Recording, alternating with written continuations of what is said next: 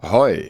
Acid and acid pools are a new mechanic that is introduced in Brimstone Sands, and there are some mistakes you can make while gearing for it, and there are also some things that you should probably buy now, because once the patch hits and people figure this out, it's probably going to be a lot more expensive.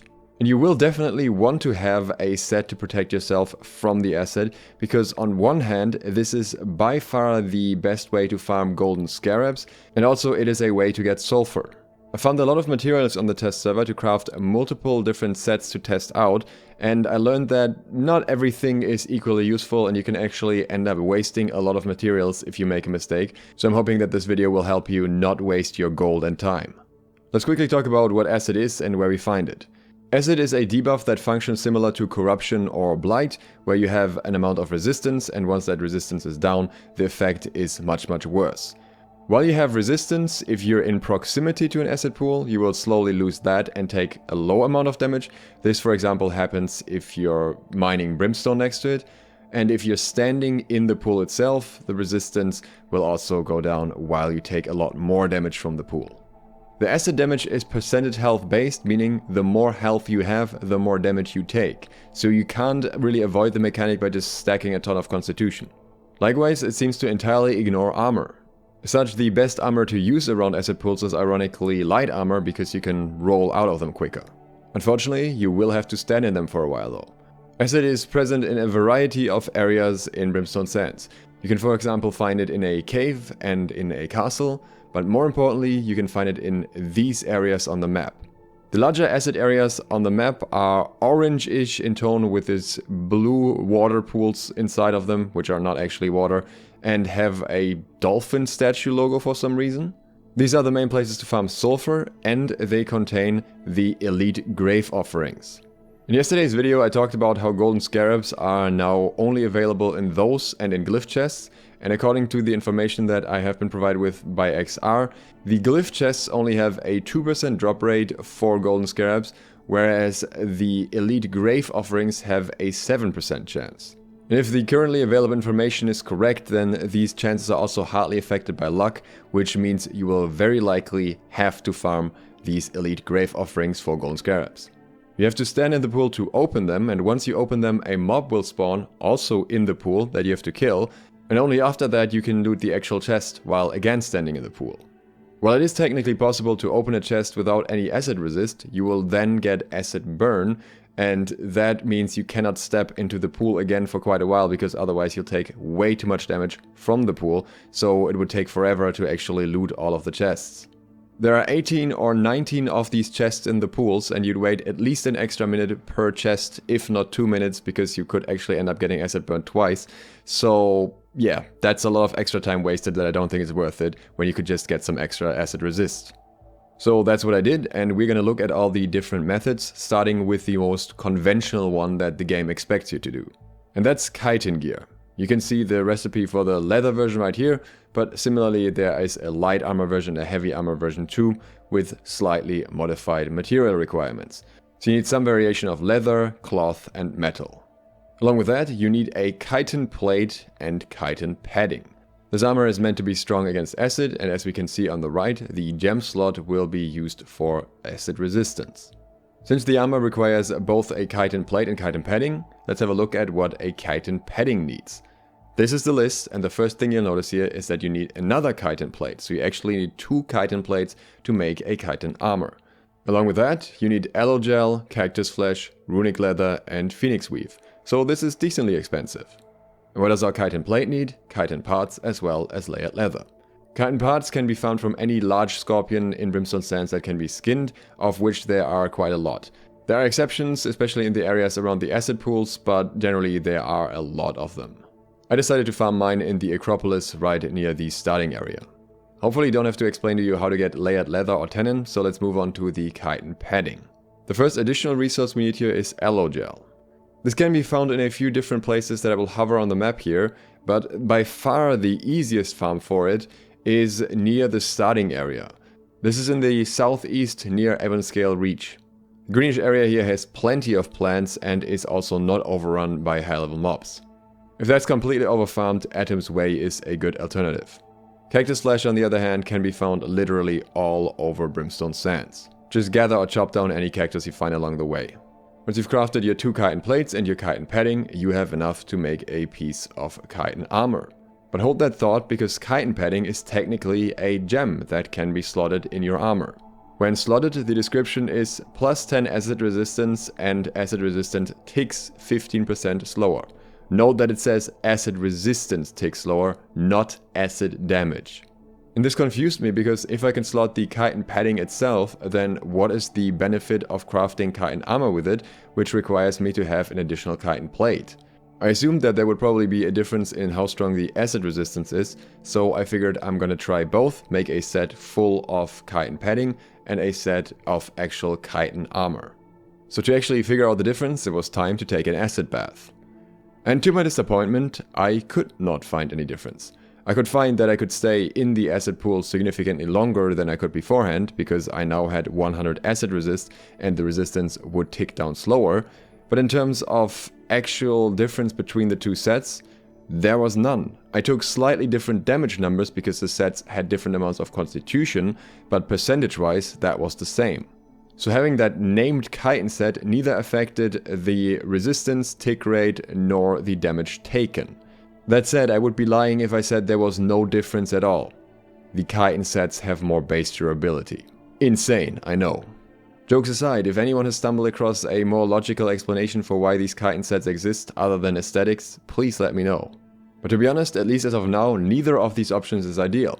The next option that the devs want us to use is the acid tincture. According to the description, this removes acid burn and gives you 20 more points of acid resistance for 300 seconds. Actually, it gives you 25 for some reason, but we'll take that as a bonus. The materials required here are 20 cactus flesh, 5 aloe gel, 5 sulfur and 5 charred sand. You already know how to get cactus flesh and aloe gel. Sulfur is what you get near the acid pools. You need to get sulfur chunks, and 5 sulfur chunks and 1 obsidian flux is enough for 1 sulfur. So you actually need 25 sulfur chunks to make 1 acid tincture. Considering this lasts for 300 seconds or 5 minutes, this is quite counterintuitive, because you can hardly make that amount of sulfur chunks in that time with most farming methods. Charged sand comes from the sandstone that you can find all over the map, and you need 5 sandstone block for 1 charged sand, as well as 1 obsidian sandpaper. So 25 of those again. That's a lot of materials for potions that last for 300 seconds. And I can tell you that at least until the raid boss comes out, this method is also absolutely not worth it at all. And why is that? Because there are things on the trading post on the live client right now that you can buy that will work much better for the same purpose. And they'll also be a whole lot cheaper. Now of course there's the risk that after this video at least some of these things will go up in price. And that's why I wanted to let you know that in the future, before I make videos like this, I will post on my Patreon which things I would recommend buying for everyone who is in the $5 tier or above, so that you get an early foot in the door. I haven't updated the Patreon tiers yet, but that will happen very soon, so feel free to become a member there if you want to get ahead of the market. So what should you actually buy? The first one is Incense. You don't need tier 5 incense, I think tier 4, tier 3 will be plenty, but what incense does is just add flat acid resistance. Weak incense gives you 20, common incense 30, strong incense 40 and powerful incense 50. Most of them are way cheaper than acid tinctures, and they also last a lot longer. They also stack with acid tinctures, and what both of them share is that they don't slow down the tick rate. So even though you have 100 resist, it's not going to feel the same as having a full chitin set, which would decrease the tick rate of the acid resist dramatically. However, that isn't really a big deal, because 100 acid resist is enough to loot chests anyways, and again the damage while standing in the acid doesn't decrease, and sooner or later you're gonna run out of health anyways. The slowed down tick rate just leads to you eventually having to leave the acid pool because you took too much damage, unless you're running around with a life staff. You could have 300 acid resist and you'd probably still have to get out after losing 75-ish. But the other benefit of the acid tincture is that it can cleanse the acid burn if you ever stay too long. And there's another method for that too. All you need is an earring with Purifying Toast. That will actually cleanse the acid burn if you use any sort of regeneration potion, and this can even be a low tier one. And much like low tier incense, low tier regeneration potions aren't exactly expensive. I'm not 100% sure if this interaction is intended, so buy at your own risk, but at the same time, even if this is not intended and this gets removed, you're gonna thank me for having a Purifying Toast amulet for Brimstone Sands anyways, because there are a lot of dot archers going around. And on the topic of things that may not be intended, I would like to thank F for discovering this last one, and also for generally helping a lot with the testing for this video. And I also want to point out that independently from that, 5-Head Survival Gaming pointed this out in my comment section yesterday too. So very interesting find. Corruption resistance counters acid. No, not corruption ward, not blight resistance, only corruption resistance. A very underused perk, I would say. This works the same way as Incense, not affecting the tick rate and just giving you a larger pool that exactly corresponds with the number of corruption resistance you have. So 15 corruption resistance is 15 acid resistance. While I somewhat expect this one to be changed in the future, for now it's a very nice option to use that is by far the cheapest as well. Now at this point you're probably wondering, how much acid resistance of any kind do I actually need? Now there isn't a 100% answer here, because a lot of it comes down to how much risks you want to take. But I would say that if you have around 80 acid resist, you should be fine in the vast majority of situations. Again, nothing you do will change the tick damage. I have a comparison here. On one side the chitin set, and on the other side just a bunch of resistance stacked from the Incense as well as the Tincture and so on. And nothing changes in terms of the tick rate of the damage or the damage itself. So there's very little point in going to ridiculously high acid resist values. Personally, I'm going to run 2 corruption resist pieces, one of them with a chitin plate slotted, and then whenever I feel like it, I'm going to throw in an Incense. Along with that, I'll just keep a low tier regeneration potion on the hotbar, so if I ever end up getting burned, I can just easily cleanse it. In the long run, or if it's necessary for the boss, I will craft some more chitin plates and slot them in my regular armor, but I'm most certainly not going to craft any named chitin armor, because there really doesn't seem to be any benefit to that. I have 2 little bonus tips for consumables worth knowing. Before I share those with you, I wanted to let you know that there will be a greatsword guide tomorrow and a gold farming guide for Brimstone Sands either tomorrow or the day after. So if you'd like to get notified when those come out, please subscribe and click the bell. And now for the bonus tips. While standing in acid deals damage to you, it does not classify you as being in combat or taking hits from something.